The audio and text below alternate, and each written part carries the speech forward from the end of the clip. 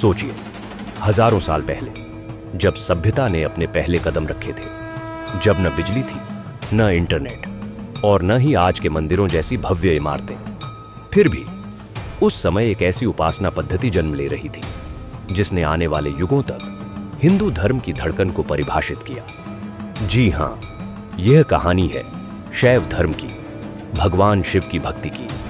स्वागत है आपका भारत दर्शन में स्टूडियो में। आज हम जानेंगे शैव धर्म का उदय, इसका विकास, संप्रदाय और इसके रहस्यमयी स्वरूप। एक प्राचीन साक्ष्य और उत्पत्ति। शिव भक्ति का सबसे पहला सुराग हमें सिंधु घाटी सभ्यता में मिलता है। हड़प्पा से प्राप्त शिवलिंग हमें बताता है कि हजारों साल पहले भी शिवलिंग पूजा का प्रचलन था।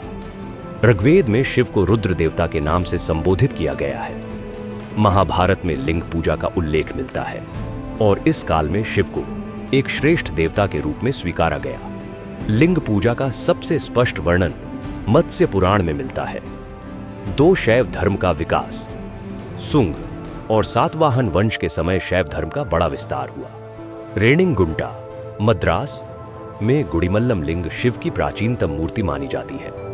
कौशितिकी और शतपथ ब्राह्मण में शिव के 8 रूप बताए गए हैं, 4 संहारक और 4 सौम्य रूप। 3 नटराज और भक्ति आंदोलन। शिव का एक रहस्यमय रूप है नटराज, जो ब्रह्मांडीय नर्तन का प्रतीक है।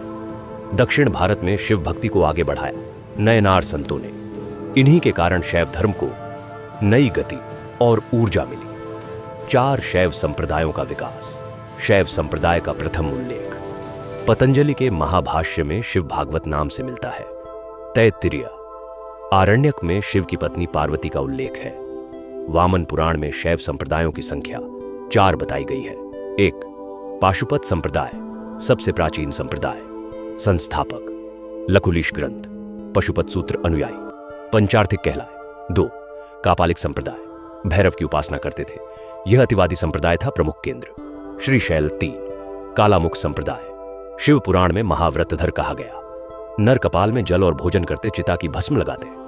4. लिंगायत संप्रदाय, संस्थापक अल्लभ, अर्षि और बसव केंद्र, कर्नाटक अनुयायी, जंगम कहलाए। इसके अलावा कश्मीरी शैव संप्रदाय भी रहा, जिसका संस्थापक वसुगुप्त था। यहां शिव को अद्वैत माना गया और इसे दार्शनिक एवं ज्ञान मार्ग की परंपरा कहा गया। 5. दक्षिण भारत में शैव धर्म। दक्षिण भारत में शैव धर्म को आगे बढ़ाया चालुक्य, राष्ट्रकूट, पल्लव और चोल शासकों ने। उनकी मुद्राओं पर शिव और नंदी का अंकन भी मिलता है।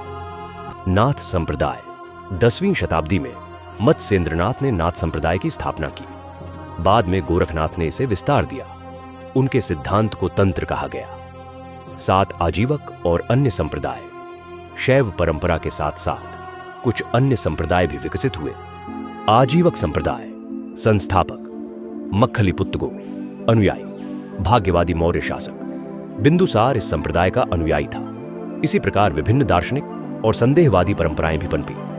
संजय बेलपुत, संदेहवादी संप्रदाय। अजीत कैश कंबली, उच्छवादी व अक्रियवादी संप्रदाय। पूरण कश्यप, अमर्कवादी संप्रदाय। पकुद कच्चायन, भौतिकवादी संप्रदाय। इस प्रकार शैव धर्म ने हजारों साल की यात्रा तय की, सिंधु घाटी से लेकर दक्षिण भारत के भव्य मंदिरों तक और संप्रदायों की विविध परंपराओं से लेकर नटराज के ब्रह्मांडीय नृत्य तक। लेकिन सवाल यह है, क्या शैव धर्म केवल पूजा पद्धति था या एक गहरी दार्शनिक क्रांति? क्या शिव का नटराज रूप केवल कला है या उसमें छुपा है सृष्टि और प्रलय का राज?